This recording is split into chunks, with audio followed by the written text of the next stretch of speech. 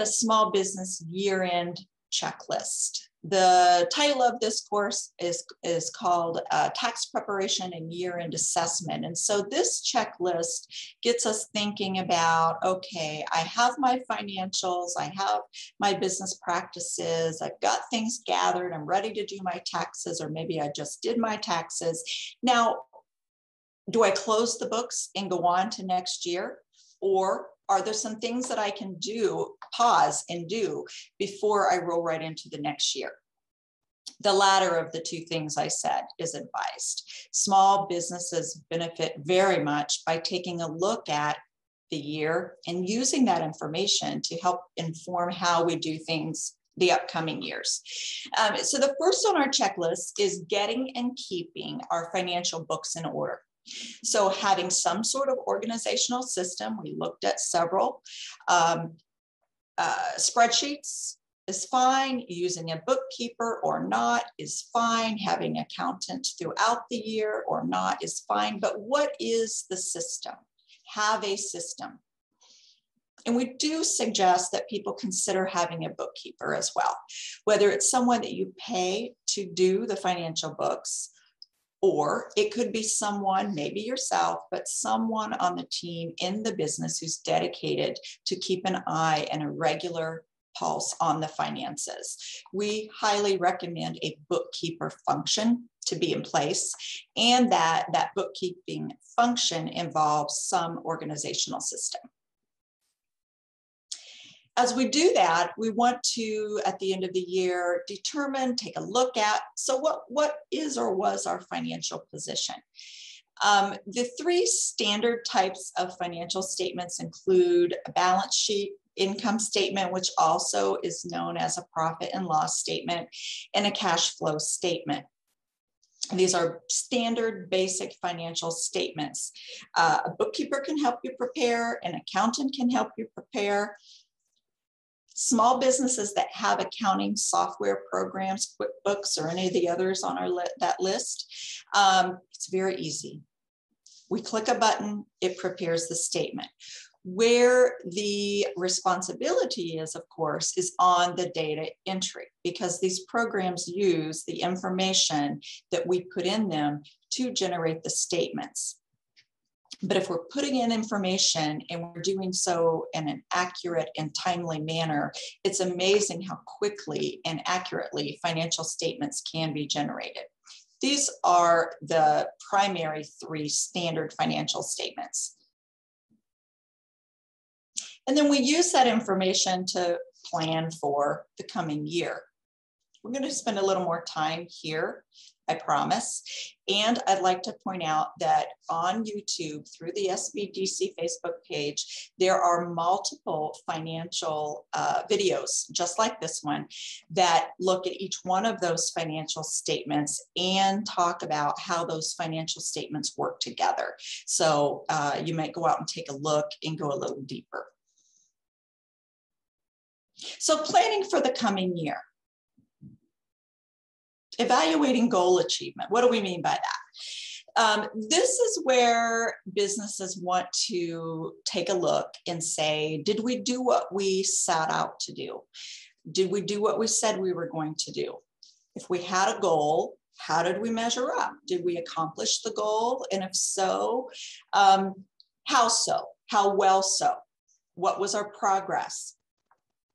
This is also the time that we want to consider current tax strategies. So at the end of the year, it's a good time to either consult your tax professional or go out and refer to experts like your Small Business Development Center advisors and say, hey, what are some upcoming tax changes? What are some current tax strategies that I need to be aware of so that I can keep track throughout the year? End of the year is a great time to ask that question and be informed. And midpoint of your fiscal year is also a great time to do the same. Both evaluate goal achievement as well as consider tax strategies. Ratios. So back to the use of those financial statements, there are a few particular ratios that are particularly helpful as we evaluate year-end data. Super suggestion, and I took this class as well. It was outstanding. If you have not had the opportunity to take the Profit Mastery class that SBDC partners with another organization to provide, highly recommended. I agree with this participant out there. It is a great in-depth course for you to go even deeper. And that's offered a couple times throughout the year. So using ratios for the coming year, what are some key ones, some ones that are fairly straightforward to put together, and what is it that they mean? More positive thumbs up for the Profit Mastery class. Totally agreed. So one thing we want to make sure we know is our break even. A fancy word for that is let's do a break even analysis. Basically what we're doing is making sure that we know what it takes to make sure that we broke even. One of the things that business owners do sometimes is, and I'm guilty of it myself, is we get busy and we think, well, I'm busy and I'm making deposits every week, so I must be doing okay. I must be making money. That is not always the case. And so taking time to look at ratios and knowing what does it take in my business in order to even break even is very good information to know. So getting into a break-even analysis or equation lets us know how many customers does our business have to break even, how much income do we have to make to break even. And the equation that's used here is we take our total fixed costs and we divide that by the total sales number less the total variable cost number divided by total sales. It's a lot of math. In ratio and in accounting, it's division, it's multiplication, it's addition, and it's subtraction. But sometimes when we see these equations, we get somewhat intimidated by. The majority, if not all, of those accounting programs, software programs, will do this for you at the click of a button. But I felt it was important that you know, one, what numbers go into the break-even figure, as well as where do we get those figures anyway. The fixed costs, by the way, are found on the income statement, which we know is also called a profit and loss. Fixed costs are those that must be paid regardless of sales volume. So the rent on my office space, for instance, is a fixed cost. The amount of interest I pay on my mortgage loan is a fixed cost. It's the same. As compared to variable costs, those are costs that vary as the sales volume varies. So for instance, in the restaurant business, my food and drink costs are going to vary based upon the volume of my sales. How busy am I? In other businesses like consulting business, my payroll costs will vary based upon how many people I have involved in projects and the scope of those projects. Knowing your break even is a tool to help you be informed. It doesn't at all actually look into the future or project anything. But what it does do is it gives us information like, what are my costs and what do my sales need to be in order to break even? And how many customers do I need to have based upon my average sales? Break even, great number to know, and accounting software programs will pull it together efficiently for you. And next one to know is a net profit margin. This is an efficiency ratio, and it tells us what percentage of every dollar that goes through my business turns into profit. So it takes net profit and it divides it by net sales. And we get both of those figures on our income statement or from our income statement. So a simple example is here. And this business, for instance, had $33,200 of net profit. And they enjoyed net sales of $44,700. So when we do that division, we end up with a 0.74 net profit margin for this business.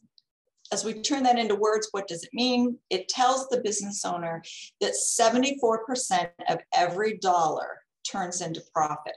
That's excellent. The higher, the better. It tells us the amount of money earned by the business, what that was during this period without considering any expenses, but it lets us know our efficiency, how much of the dollar is turning into a profit. Net profit is what's left over, of course, after all the costs are considered. This ratio as well can be generated by most, if not all, accounting programs. The next ratio that is a good year-end one to look at is a profitability ratio. So we just looked at an efficiency ratio.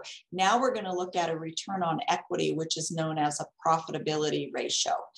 Return on equity is a measure of efficiency and how much does it take for a business to make a dollar. We take net income and we divide it by owner's equity. Where do we get the net income figure? But our profit and loss. Where do we get our owner's equity figure? Balance sheet, both available in the accounting system. To do an easy example for the business that we're looking at, if we took the net income and we divided that by the owner's equity that the owner has in the business, this comes out to 2.04. So what that means for this particular business is the equity in the business generated sales 2 times the equity that is in the business.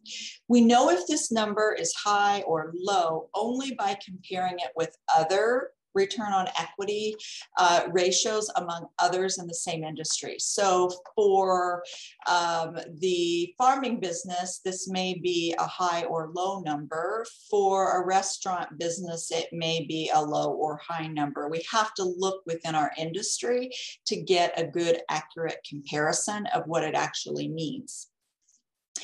As we look at ratios, and in particularly at only these few at the end of the year, we want to be really careful not to look at just one ratio in isolation, but instead we want to look at many to get a full financial picture.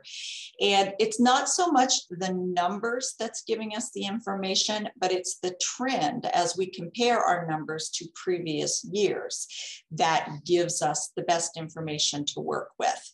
But end of the year, the 4 or 5 that I'm showing you here are the most common and most impactful to help us look at the year-end figures and have a influence on future decision making. There's a debt to equity ratio, which is a measure of liquidity, and we see we can get the total liabilities and total equity from the balance sheet. Again, accounting programs will generate this for you. What we want to strive for is a debt to equity of less than 1. So in this business, 39% of each dollar of equity is debt, is financed by debt. So that's not bad. As we get closer to it too, meaning for every dollar of equity we have a dollar of debt, that's considered risky. Particularly by funders such as banks. And finally, there is the common current ratio where we look at total assets and total liabilities, and we look at how many more times are our assets than our debt. We want to strive for a ratio of between 1 and 2. So this example of a business that has total assets of $225,500 and total liabilities of $63,000, this is a really good, a high current ratio. And this tells us that that particular business is considered liquid, financially solvent, and certainly more able to meet at least its short-term current liabilities than if the assets were lower. For helpful places. Thank you for watching our video. If you would like to speak with a business advisor at no cost to you, please feel free to reach out. We're the Small Business Development Center at Blue Mountain Community College. Please attend one of our workshops, either virtually or in person, or just give us a call. Thank you.